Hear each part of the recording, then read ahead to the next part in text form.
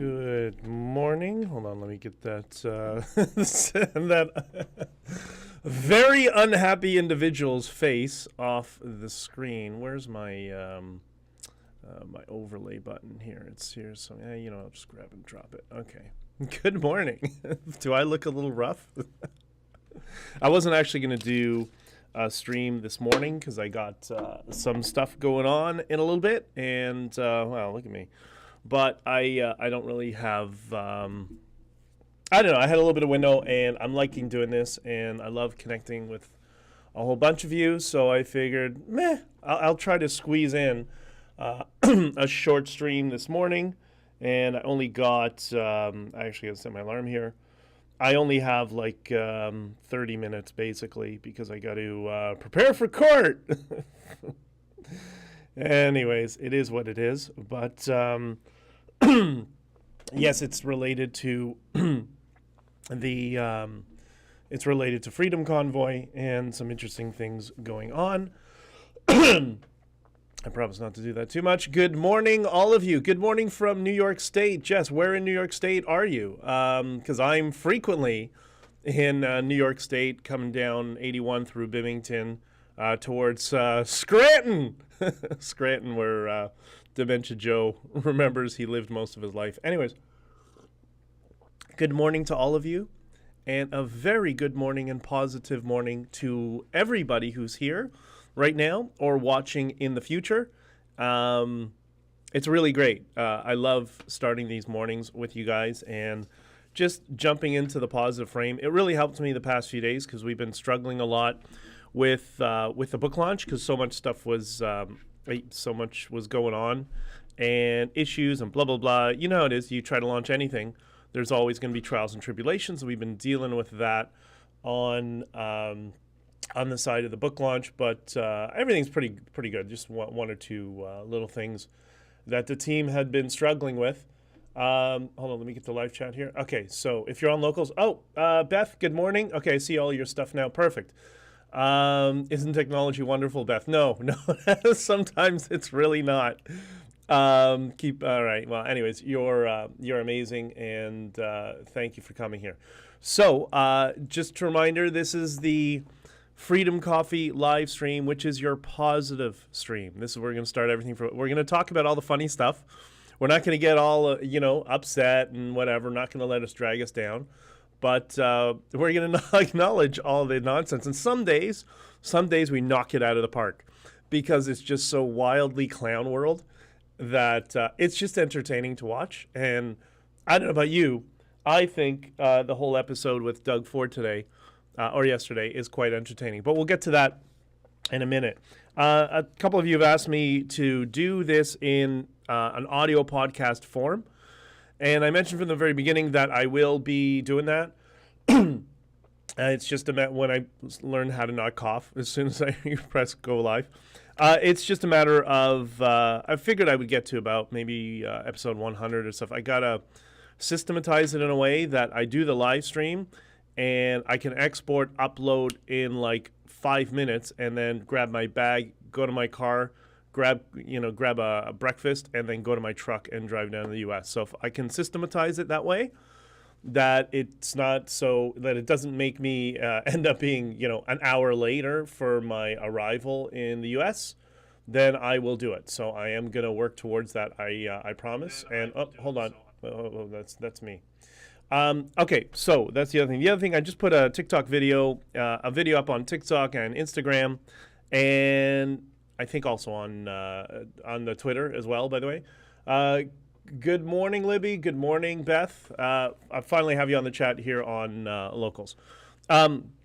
So it's a video of one of the truckers. We had many Eastern European truckers in Ottawa.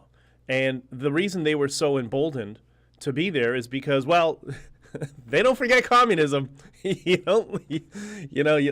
lessons of life stuck with a lot of those people, and they understand what this whole progressive, racialized communism nonsense is, and they were quite concerned about it. And one of them, a Ukrainian trucker. So remember, we're all virtue signaling around Ukraine, right? Because the Ukrainian flag, and Zelensky is the the big hero. He's not running the biggest money laundering scam in human history. No. This is just, Ukraine. Okay, fine. Ukrainian truck driver with his wife, and she's saying, like, we're losing everything. He's losing his job. He can't work, and that's why we're here. Right? And then it juxtaposed with some D-bag, I don't know who he is, but some guy in Ottawa, clearly very, very entitled, that he could afford to live that close to Parliament Hill. It was on the second day, because there was only honking for a couple of days. And he's complaining about he can't watch his Netflix because, he's like, oh, listen to the honking. I can't, I'm trying to watch Netflix. Oh, really? Oh, boo-hoo! In Colombia, I don't have one friend who hasn't lost a family member who was executed by the narcos. Either they were kidnapped and killed, they were held for ransom, just like random gunfire walking home from school. In the case of my friend Hernan, all of them have families that were, some of them were kidnapped and tortured and hung upside down and burned alive, right? But Buddy in Ottawa is complaining about he can't watch his Netflix. Boo-hoo! Oh, God. Great. Maniacs, these people. Like, they're just crazy. Anyways, it is what it is. But it's always good for a good laugh. Like, that sort of nonsense, I don't know about you. I know people get upset because they take them seriously. I don't understand why. Like, why would you take somebody like that seriously? Locals is being silly, but there's some sort of reset thing that I don't understand. So we're broadcasting this onto Locals. So if you're watching on Locals, the live chat is open. I can see the live chat, and I'll figure out kind of the streaming dynamics as we move forward. So I do apologize, but at least whatever, it's still there. And I'll be posting some stuff more frequently to Locals as I've started to do. Okay, book pre-sale news. So I didn't realize this. Well, I didn't realize. My team didn't explain this to me, or I have a feeling they didn't know, and because things always are changing, and they were afraid to tell me. You can pre-sale you can pre-order the digital copy, which I'm told most books are bought in ebook form anyways. So the link is up there at honkingforfreedom.com. You can now pre-order. Those of you who had submitted your email address, you're going to be getting a link directly to your email sometime later on today, I believe, where you'll just be able to click in your email in there and process a pre-sale. And that's for the digital book. If you want a hard copy book, or as I call it, the Dead Tree edition of the book, which I know there's a lot of people that are, it's becoming a new hipster move, like vinyl, that we're going to have paper books. And you can see I bought a paper book behind me, How the Prime Minister Stole Freedom, Derek's book, which is amazing. If you want to get a hard copy of the book, then that's going to be available at the launch. And the launch is going to be November 11th. And that's a smaller percentage of it. So digital copies will be available there. Yeah, K9. Okay, so November 11th, K9, hard copy. And it should ship almost immediately at that point once it's set to launch. So we should be good to go. And it's not just Amazon. So right now, the two links that are up are Amazon and Kobo. And then we're going to have Etsy and ebook it. So for those of you who don't like Amazon and don't want to buy from Amazon, and believe me, I don't blame you, you'll have alternatives. So there you go. I hope that helps.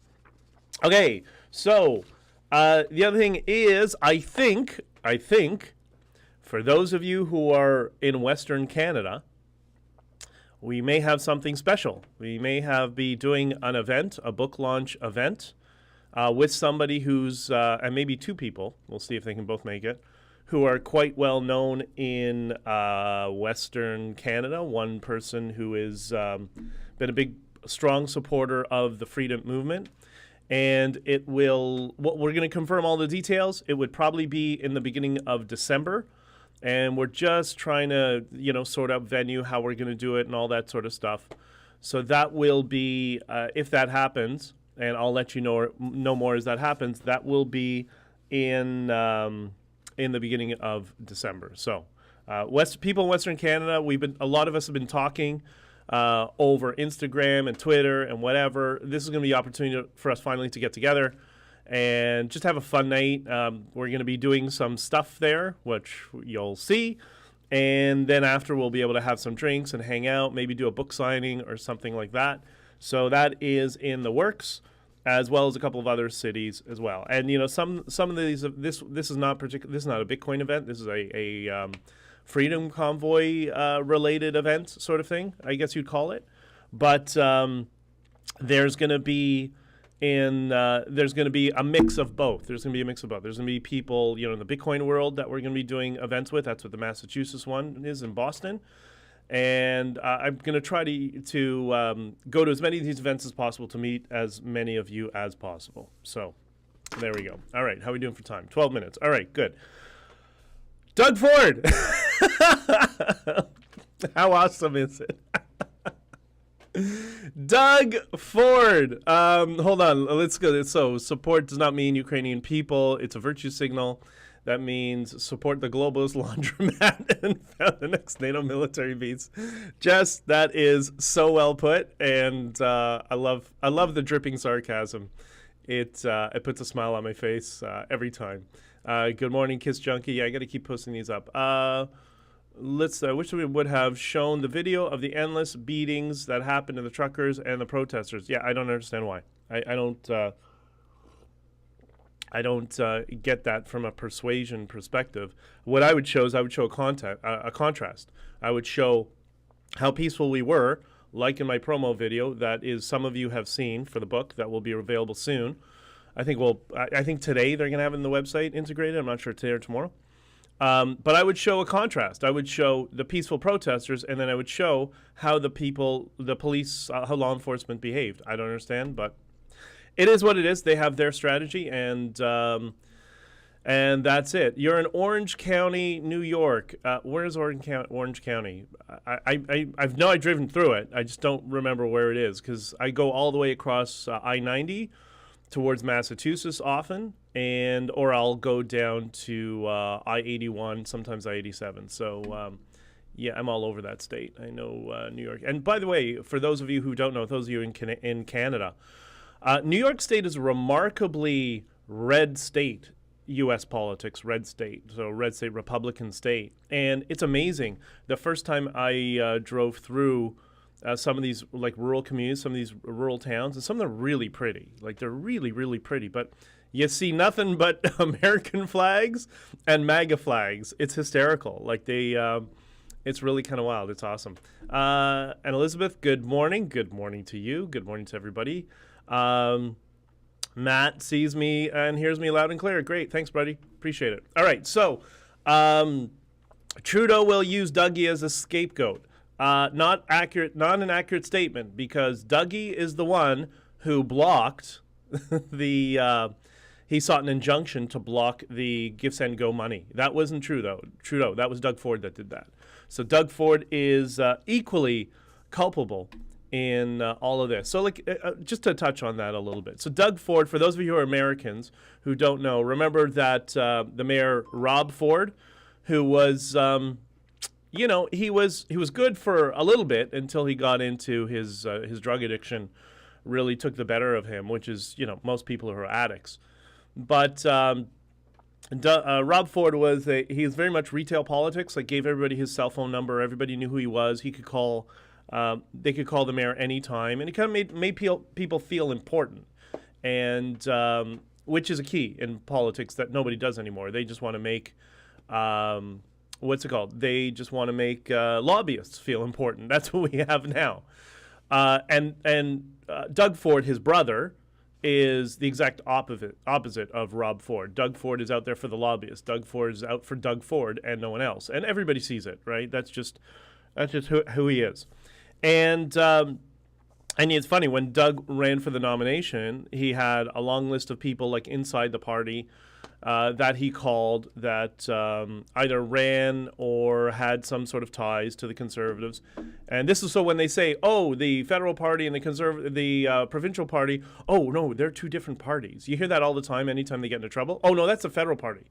That's different people. I'm just going to tell you, and liberal, conservative, all of them, that's complete BS. It's the same revolving door group of people, and that's why, despite the fact I ran federally and it was involved kind of more on the federal level, I guess a little bit of both, But Doug Ford called me. I was on the list of people he called for support.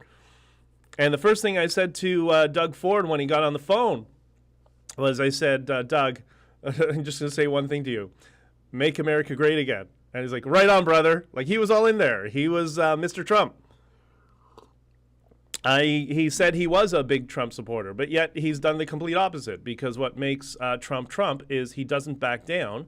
And it doesn't matter what the lefties and the extremists want, with some exceptions. That whole bump stock thing on the gun regulation in the U.S. was, I know Trump was trying to negotiate, but you shouldn't be doing that. Anyways, so that's where he was, but he ended up doing the opposite. So I've spoken to him not too many times, a few times, and like everybody else, completely disappointed in how he's governed. He has governed worse than Kathleen Wynne. He's more left-wing in every possible way, whether it's fiscal conservatism, which is more what I am, or social conservatism. Like, he's got nothing. He does nothing. It's conservative rhetoric, but his policy is the exact opposite. Okay, so that's for the Americans who kind of get a sense who Doug Ford is. And he's our premier, our equivalent of a governor. So he has been called to testify in the commission, and I'm assuming he's going to be testifying after me, which is unfortunate. I wish they were all going first and then I would go after, but it is what it is. And so we have Doug Ford and Justin Trudeau. And in the case of Doug Ford, he is now fighting the summons in court that he shouldn't have to testify in the commission. And it's just kind of like, oh, wait, what are you afraid of? What happened to people in government and transparency? Aren't they all about transparency? What is this all of a sudden? Because his brother would have done it. His brother was the guy who's on the phone with everybody all the time. He, despite all his faults, he would have been there, So it's kind of funny that so we'll see what happens with this this case in court, whether or not he is compelled to summons, whether the summons sticks and he's compelled to testify. I was asked as well before, and I just thought, it's nothing against the commission itself, the commission's lawyers. I just wanted to see who's going to be lying about what. So I wanted to see some testimony first before I could gauge, where things are going. Because I knew people would be lying. I just didn't know in what direction, because there's so many directions. These people in politics, they'll just do a 180 on their own value system at their own convenience. So you can't trust who's going to do what. So I wanted to see kind of how the chips land on the board. And I think we all got a good sense of what's happening. Everybody's throwing everybody under the bus, which is amazing. It's just, that's why, all these sorts of hearings or commissions or court cases or that sort of stuff, if you're in Canada, if you're in America, everybody in Canada is watching this, because it's hysterical to see, because there's so much untruth, and when people are lied to, they get angry and they really get motivated and engaged. Like, so when yesterday the deputy, the temp, the temp who was not promoted to chief because he's a lunatic, was lying through his teeth the entire time. And he got caught a whole bunch of times, right? He said there was unprecedented violence. But he said not only there's unprecedented violence, but you notice he then redefined the word violence. He used the progressive, the postmodern interpretation of violence. Because they asked him, one of the lawyers said to him, there were 5 incidences of criminal violence during, I think it was during that period or since the new year during to the Convoy, whatever it was. Meaning, whatever, we know what violent behavior is, and it's pretty negative. And he said that's 5 cases in a city of 1 million people. How is that unprecedented? And he explained that, that's the criminal code definition. I'm not talking about the criminal code definition. It's kind of like, oh, he's doing the words are violence BS that comes from the extremist progressive rhetoric. So he's looking for promotion. Well, he's not for promotion now. I'm guessing he's looking for another job, that he's going to be tendering his, maybe he'll tender his resignation, but he's going to be submitting his CV to police forces around, to other jurisdictions in Canada, because I think he knows, if he's smart enough, he'll know his days are numbered, and they will, he's probably trying to appeal to the woke mob, or as I call them, the woke supremacists. And he is the very definition of, he's a soldier for the woke supremacists. I don't know that, I'm not convinced that he is himself, but he'll say whatever they tell him to say. And that's why it was so fascinating to watch him squirm. And he actually said on a hot mic, he was joking. Like, this is how you know somebody is a psychopath. He was joking to somebody else in the room when the mic, under a hot mic, and says, "Did you see me squirm? Ha ha." And it's like, that's a psychopath. That person should be nowhere near law enforcement. If you ever watched the movie Stripes in the 80s, what was that guy's name? Talbury or something? You know, the psycho with all the guns and whatever. That's who this guy is, and he needs to get very far from any sort of power, whether it be in law enforcement or politics. Ward, good morning. Ward, listen, the stream is going to be saved on my channel. You can watch it anytime. I appreciate. And your dog is adorable. What kind of dog is that? Is that Finnish dog? Anyways, I hope it's not a bear. It's just, listen, I'm looking at a small thing, so give me a break. All right, let's see what some of your comments. So many parallels to January 6th. Jess, we were completely aware of that during the convoy, and I had messaged to many other people. They were messaging to people on the ground. They messaged back to me, so we all kind of knew. It was in our collective consciousness that we can't allow the government to bait us the same way that some people were baited in January 6th. Remember Ray Epps, that sort of nonsense?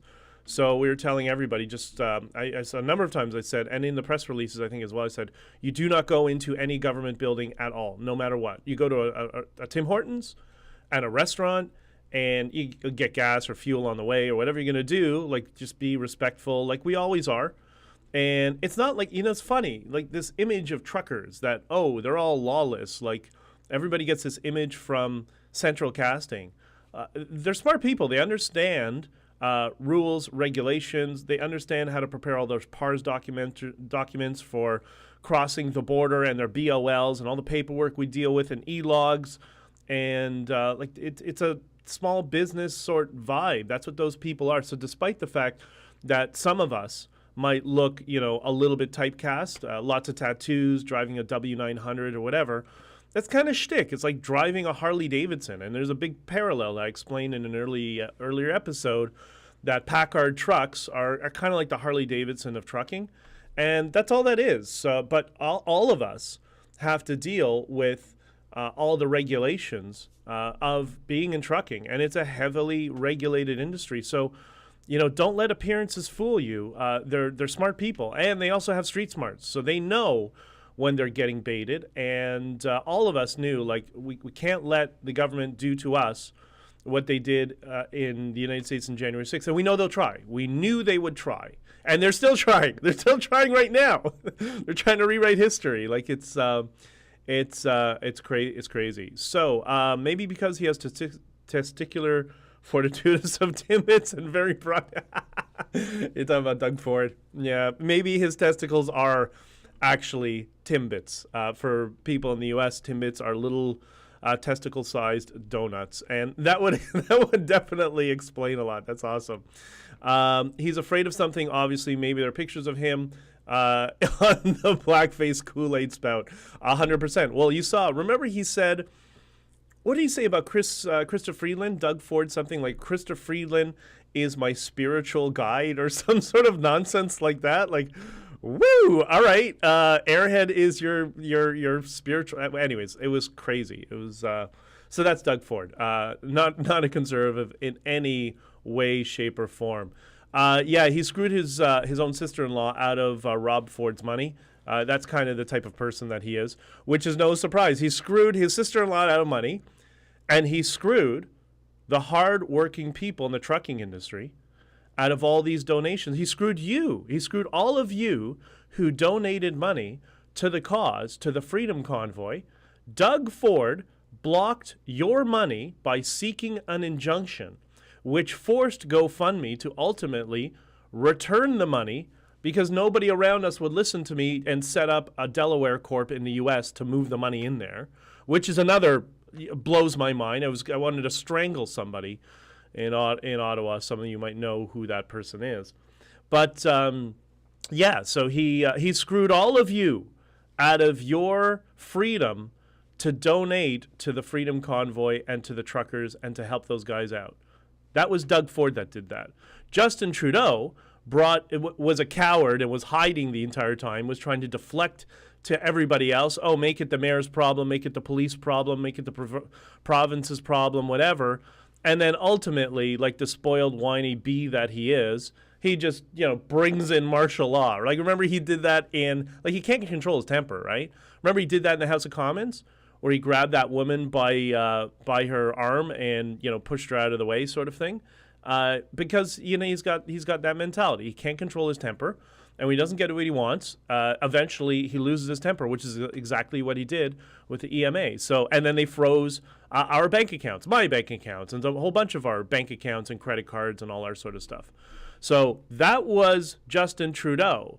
But the donations to Give, Send, Go, that was 100% Doug Ford, which is why he cannot testify in Ottawa, because I think that'll be the end of his political career. I think there's a lot of angst within the Ontario Conservative Party. And by the way, did you know I have friends in that party? A couple of them that are elected and supported the Freedom Convoy privately, quietly. Nobody knew. Like they're not only moral support, but whatever. There's some good people in there. And Doug Ford just runs it like a dictatorship, exactly like Trudeau. It's what he wants. He doesn't listen to any of his MPPs. Therefore, if you have an elected MPP and you're a constituent, doesn't matter because Doug Ford doesn't want to listen. And that's how he operates. And that's weakness, right? That is somebody who is insecure and weak and cannot deal with other people's opinions. And, in Ottawa, there was a bunch of times that, I knew where things were going because just experience in businesses and large, organizations and corporations and structures and how things fail and fall apart. And I kept warning them, don't do this. And sometimes they would listen and we'd be great.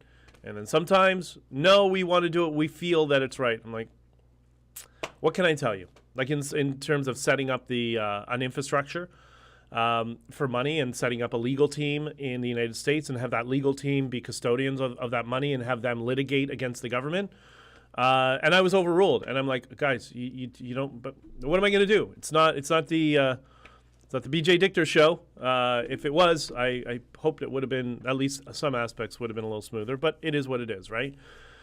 There was a whole bunch of people. And it was not one person. It was a whole bunch of people taking on different roles and different responsibilities, right?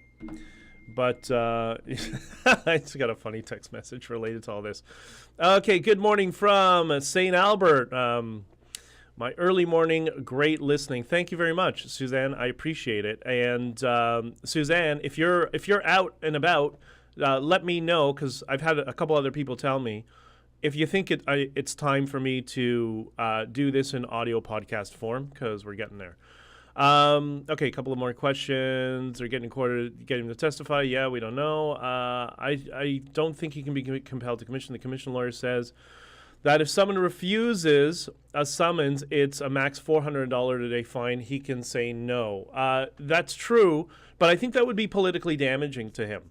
The fact, it's already politically damaging, the fact that it leaked that he is refusing the summons. And that's been going on for a few days at least now. And that will just destroy his credibility, because you're a politician. Your job is to talk and not to be afraid. Remember, #leadership. Where's all that leadership when we need it, right? Saw a whole bunch of that in Ottawa. But you don't see it much from our political class. The mic was still on and said, "Do you see me squirming?" Joking, yeah. He was, that guy's crazy. That's Steve Bell, the former, let's say former deputy police chief, because I don't think he's going to be in there much longer. If that doesn't work, they could try to have McDonald's cater lunch. Donna, you are awesome. That's great. Good morning, blah, blah, blah. Good morning to all. All right, so I'm just going through the remainder. Before I shut down, I only got a couple of minutes here because I got to get prepared. People have no idea what a truck driver really is. Majority are smart, savvy businessmen. My husband being one. I'm so proud of our Canadian truckers. That's 100%. That's my point. These are people with grit, Yeah, small business owners who work a lot. It's a lot of, it's a grind. Like since I got back, I had 6 months off. Or 6 months off, 6 months not driving, the wheel's not turning, meaning it's not making money. And so I've had to try to double up on hours in the truck just to catch up.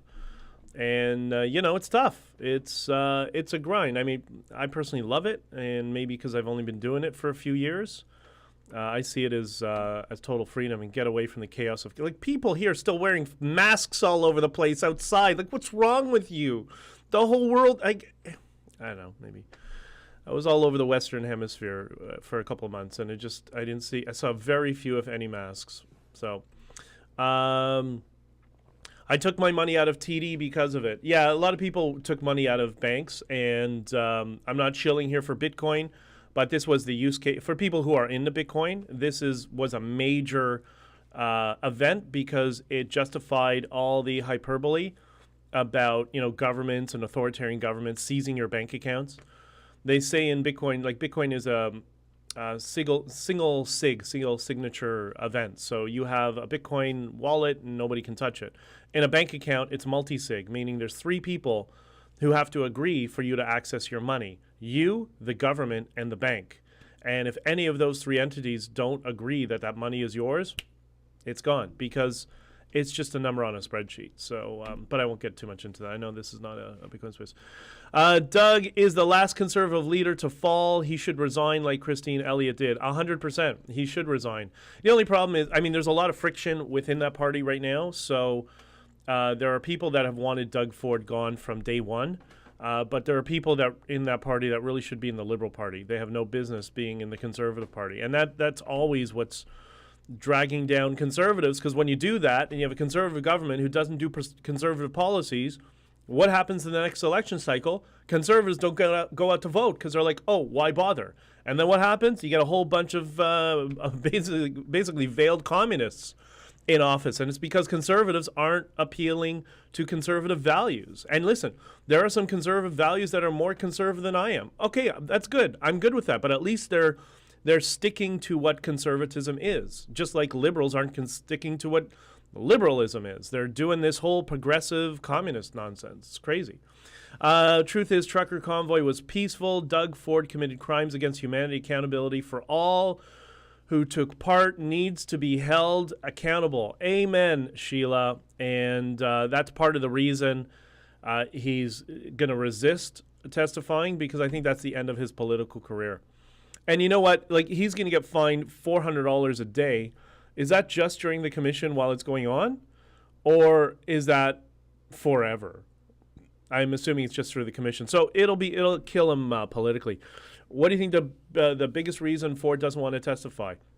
I think the biggest reason is because it'll come out what I've said here today, that Doug Ford, he specifically, was the one that sought the injunction to prevent your donation money getting into the hands of those truckers that were out in the cold for 3 weeks. Doug Ford stopped that. And if that comes out on the government record, right, on the government record in this hearing, that is lethal. Because any journalist, all the lefty journalists who want to throw Doug Ford onto the bus, well, there you go. Here, CBC just has to go to the commission and say, here's the government record, conservatives. Here's Doug Ford blocked your money. We didn't support you, but even your own guy, Doug Ford, blocked you. And then he's done. He's finished. So I would assume if he does go to testify, you will see he'll resist it, but I think he'll be told at some point he's resigning. Oh, okay. I already did that. I think we're good. I'm going to have to run. Health minister threatening to lock us down. What is this? We're doing this again? Is that what's happening? Wait. Have they learned nothing? I'm sorry. I don't watch fake news. I have no idea what's happening. Are they starting this nonsense again? Okay. Well, one thing at a time. We'll deal with it. I moved from TD to ATB Financial. I don't know what ATB is, but found out they're involved in the new digital currency. Oh, the CBDCs. Oh, yeah, very important. By the way, people, I know you're not into Bitcoin. There's Bitcoin, there's crypto, and there's CBDCs. Bitcoin is unique. It's completely different from the rest of them. Bitcoin is freedom. CBDCs is authoritarianism. It's all the negative aspects of blockchain and data tracking. In government centralized control. That's why it's centralized digital currency, right? Whereas Bitcoin is decentralized, nobody controls it. So that's all I'm going to say about Bitcoin. I know I don't want people to get upset at me when I talk about it. Yeah, O'Toole. Eunuch O'Toole. I assume he'll be resigning sometime soon and wanting to spend time with his family. Christopher Phelan was giggling with joy announcing that the funds were frozen. Yeah, because she's a lunatic. She's an extremist, right? She's completely nuts. And Shirley says, yeah, using our tax money to create it. Yeah, it's the inflated tax money. Anyways, listen, okay, I got to run. I'm 7 minutes over. I'm sorry this had to be short today, but there's just a lot of stuff. There's a lot of stuff going on, and I got to get ready for this little session. And Beth says, I love how you put the Prime Minister Stole Freedom on your shelf. Awesome. Yeah, I actually connected with Derek. Good dude. And he's got a YouTube channel as well. And I'm going to be, I think, talking to him sometime soon. Which means all the people, the shadow people who are following me on Twitter, who are linked to a certain political party, are now going to talk to him and say, oh, don't talk to Dichter. That's what they do. It's so funny. As soon as somebody talks to me, then they follow up and reach out and say, hey, let's hang out. And, oh, yeah, blah, blah, blah. No, oh, yeah, don't talk to Dichter. It's, he's an agent or whatever the bullshit that they spew about me. Anyways, they are all on drugs and they don't act normal. Irene, I'll tell you one thing. The one bill that would never pass in any of the legislatures and a House of Parliament would be mandatory drug testing. Mandatory drug testing would never pass because you'd be surprised how many of them are strung out on coke. Anyways, Sonia, peace, love, freedom, and unity, honk, honk. That is the best way to close this all off. Again, listen, yeah, some negative stuff, but this is funny. Like, don't allow this to really consume you negatively. It's a joke how ridiculous these people are, and it's coming to a close, and now they're backed into a corner, and they're trying to squirm their way out of it, and we can just sit back and have our freedom coffee and just relax and watch the show. Things will work out. It's just going to take time, and I think I think all of you, and I hope all of you, are getting a sense that we've hit a peak of crazy stupidity. There's still going to be more of those bumps along the road, but even the rational people, the silent majority, the normies who are just not politically engaged, even they are waking up to the nonsense that's going on, and they want off this ride. So things will get better, I promise. Okay, I got to run, and we'll talk to you soon, and I love you all.